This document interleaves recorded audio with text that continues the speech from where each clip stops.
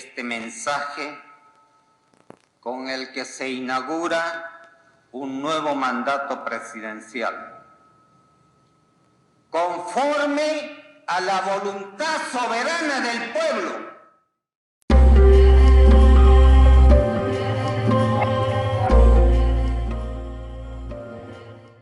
Alberto Fujimori, ingeniero agrónomo de raíces japonesas, rector de la Universidad Agraria de La Molina, llegó a la vida pública y política del Perú en el año 1990. Antes de eso, salvo a nivel universitario, era un perfecto desconocido. Un desconocido que se presentó a la presidencia con una campaña austera y alejada de los medios, con un partido recién creado, mostrándose como alguien distinto a los políticos tradicionales y obteniendo, bajo el lema de honradez, tecnología y trabajo, el 29% de los votos a nivel nacional en primera vuelta. Había empezado el fenómeno Fujimori. Y había nacido un político en toda la extensión de la palabra, el hombre que, a través de promesas, mentiras y demonización del rival, llegó a la presidencia del Perú y permaneció en el poder como el mejor presidente de la historia para algunos y como un dictador para otros, por más de 10 años.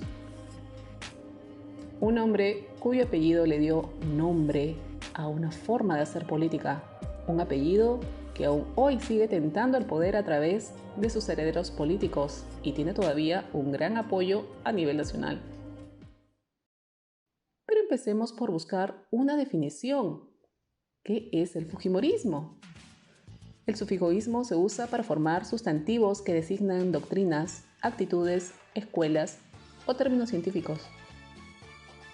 Términos como socialismo, capitalismo, marxismo, cristianismo o relativismo, que tienen una base de ideas y posiciones políticas, sociales, económicas, religiosas o científicas, nos dan una clara imagen de lo que representa este sufijo. El fujimorismo, sin embargo, no tiene una base ideológica ni de pensamiento, no es una doctrina ni una corriente. Entonces, ¿qué es? El fujimorismo no es más que un culto a la personalidad, una celebración del caudillismo y liderazgo de quien tiene todo el poder y cuyos adeptos, componentes de una sociedad enceguecida y casi hechizada por la imagen del hombre firme y decidido, con muy pocos o nulos valores democráticos, no hacen más que celebrar y apoyar ciegamente lo que diga el jefe, el líder, el presidente. Eso es el fujimorismo y eso defienden los fujimoristas, la forma de hacer política, de actuar y de pensar de Alberto Fujimori. Y así como aún hoy, en una Venezuela viviendo una catástrofe absoluta, hay quienes siguen siendo orgullosamente chavistas, acá en Perú hay quienes, pese a todas las pruebas irrefutables, siguen proclamando y defendiendo a Fujimori y su obra a través de defensas sin fundamento, de justificaciones que no convencen, de hechos y logros que son fáciles de desmentir, lo que llamamos los mitos del fujimorismo.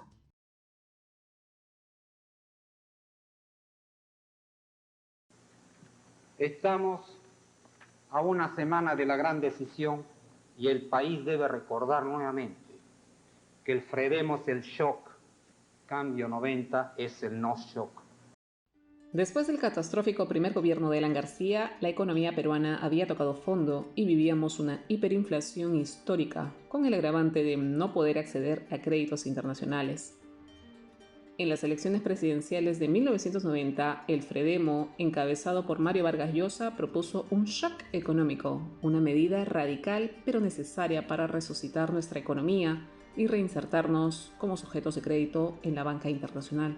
La propuesta causó alarma en la población y Cambio 90, bajo la dirección de Fujimori y ahora con el apoyo del APRA, hizo una contracampaña salvaje, demonizando a Vargas Llosa y el shock que él proponía, mostrándose como una opción menos radical y más amigable con el pueblo peruano. Esto fue determinante en la victoria de Fujimori, que asumió la presidencia el 28 de julio de 1990. Sin embargo, el 8 de agosto de ese mismo año, solo unos días después de llegar al poder, Pese a las dudas de Fujimori y gracias, sobre todo, a presiones del Fondo Monetario Internacional y del Banco Mundial, se aplicó oficialmente el shock. Es así que la lata de leche evaporada que hoy costaba en la calle 120.000 intis, costará a partir de mañana 330.000 intis. El kilo de azúcar blanca, que solo se conseguía a 150.000 intis, costará a partir de mañana 300.000 intis. El pan francés, que esta tarde costaba 9.000 intis, costará a partir de mañana 25.000 intis. Que Dios nos ayude. La medida, pese al gran drama que se vivió inicialmente, fue la adecuada, pero es un mito que naciera de la mente de Fujimori, quien hasta el último instante, según Hurtado Miller, no quería dar su brazo a torcer. En consecuencia, esta afirmación es falsa.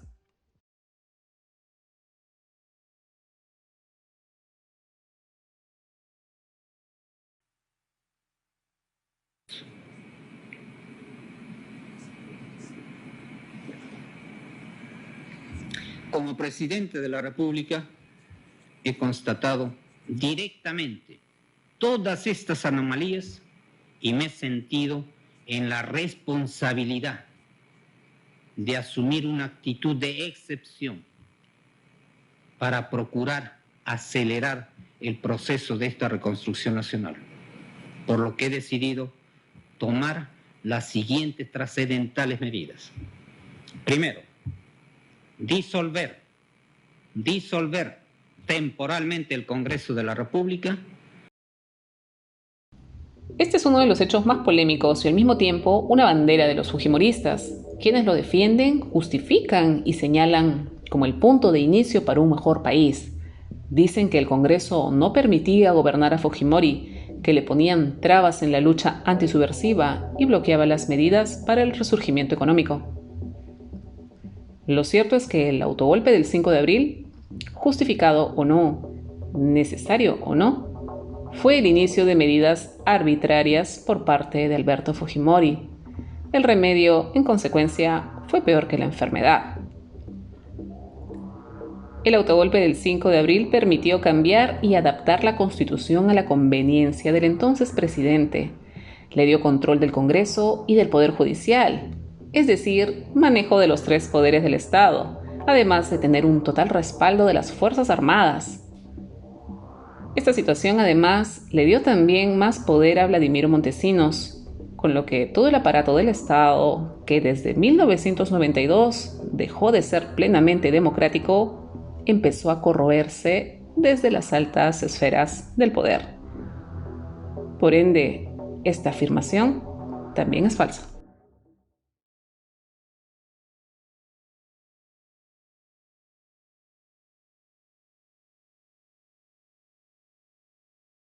Tanto el autogolpe del 5 de abril como futuras medidas alejadas de los límites de la democracia son justificadas aún hoy en día bajo el pretexto de haber tenido el apoyo de casi todos los peruanos, con lo cual, según los fujimoristas, todo lo hecho tiene validez.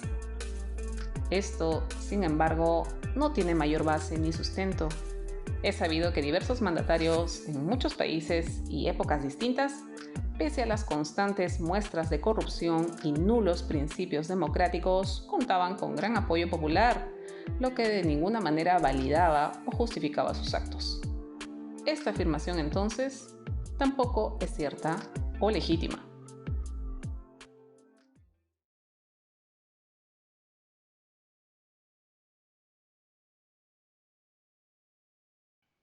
Alberto Fujimori fue presidente del Perú en 3 periodos consecutivos.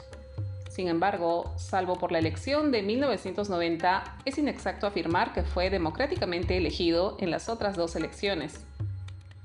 En 1993, después del autogolpe de Estado, Fujimori cambió la constitución peruana. Se dieron diversos cambios, uno de los cuales fue permitir la reelección presidencial consecutiva.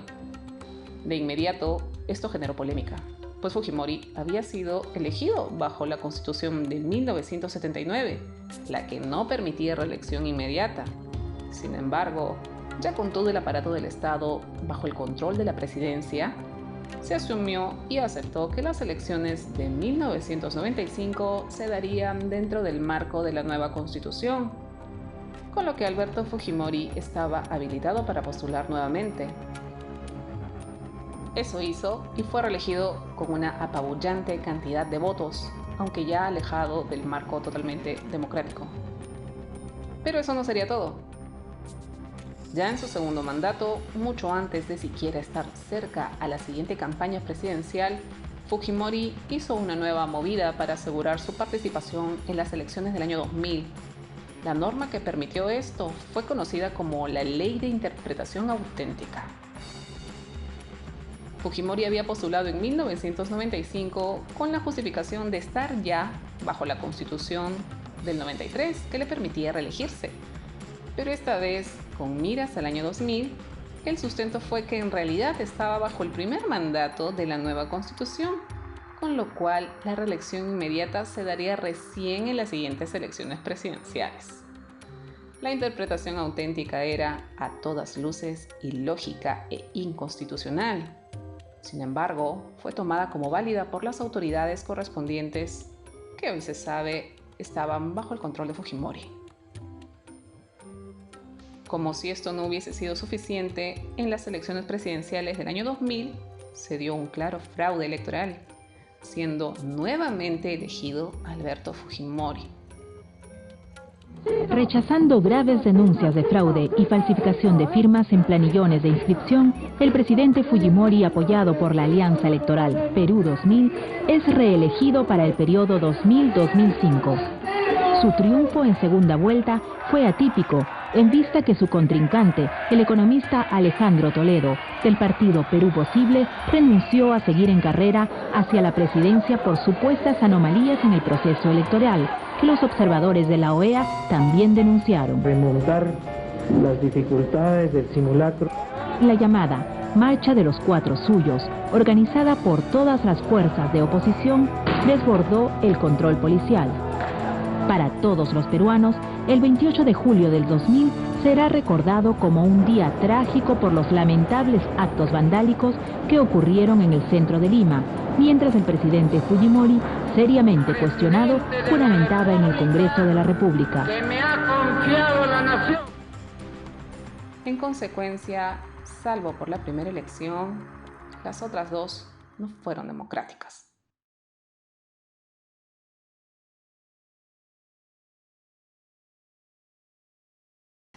¿Lo conocías antes cuando tu papá era dictador? ¿Ya lo conocías entonces? Jaime, no te voy a aceptar que tildes a mi padre de dictador. Te pido por favor que lo trates con respeto.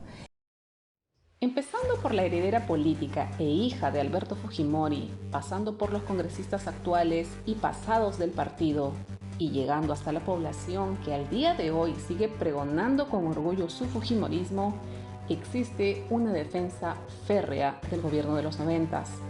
No fue una dictadura, tal vez hubo uno que otro error, pero todo fue democrático. Fujimori no fue un dictador. Solo con alguno de los puntos vistos anteriormente, todos hechos comprobados, sería suficiente para identificar lo que fue Fujimori. Sin embargo, si esto no fuese suficiente, podríamos analizar y comparar cuáles son las características, qué es lo que convierte a alguien en un dictador. Autoritarismo, populismo, búsqueda de permanencia en el poder, compra y manejo de medios, desinformación, compra, manejo o ataques a rivales políticos, modificación y adaptación de la Constitución a medida y conveniencia, caudillismo, un grupo de choque tras las sombras para hacer el trabajo sucio y control de los tres poderes del Estado. Son algunas características clásicas de lo que es un dictador. Fujimori cumple con todas esas, por lo que podemos decir que fue efectivamente un dictador.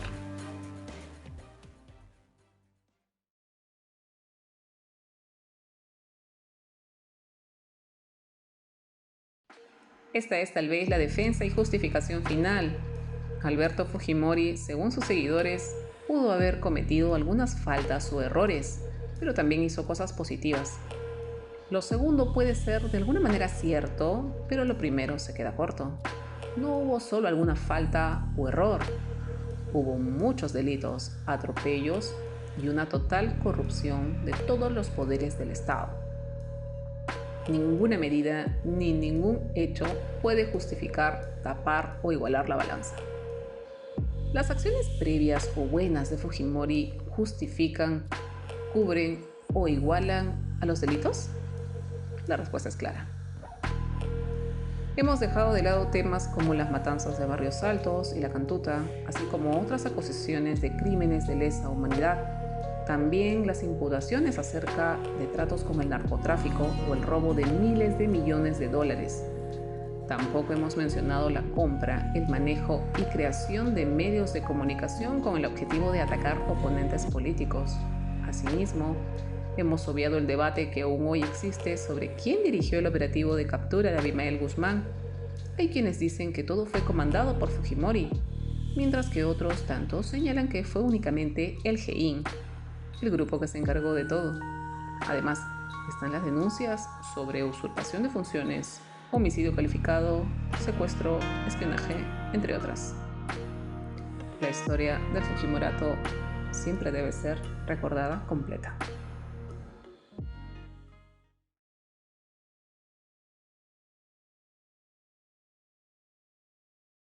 Después de todo lo vivido, se pensaría que ningún Fujimori regresaría o estaría siquiera cerca al poder. Es más, se hubiese pensado que la familia, de forma voluntaria, se alejaría de la vida pública. Pero esto no ha sido así. Tanto Keiko como Kenji Fujimori forman parte de la vida política del Perú actualmente en el año 2021. Y lo más sorprendente de todo, gozan de gran apoyo popular. Sin ningún otro aval ni valor que su apellido, Kenji fue elegido congresista con la más alta votación a nivel nacional 2011 y 2016. Keiko, por su parte, fue elegida congresista en 2006, para luego postular a la presidencia el 2011 y el 2016, perdiendo en ambas veces, aunque en las dos ocasiones en segunda vuelta y por muy poco margen de diferencia. El fujimorismo, además, ahora bajo el nombre partidario de Fuerza Popular, obtuvo una mayoría absoluta en el Congreso del 2016. Es como si la imagen de hombre decidido de Alberto Fujimori, el hechizo que todo dictador ejerce sobre un pueblo controlado en todos los frentes, aún siguiera surtiendo efecto en una importante parte de la población. Porque ¿qué logro o motivo de apoyo puede reconocerse en Kenji, Keiko o la bancada fujimorista? Sin embargo, este último periodo ha significado un punto de quiebre.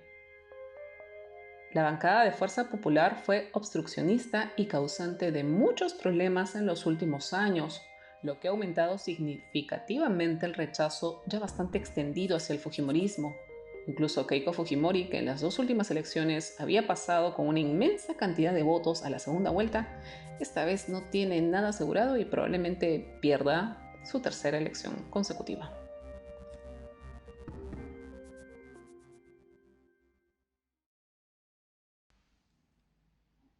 Es parte de toda democracia permitir la diversidad de ideas y la pluralidad partidaria.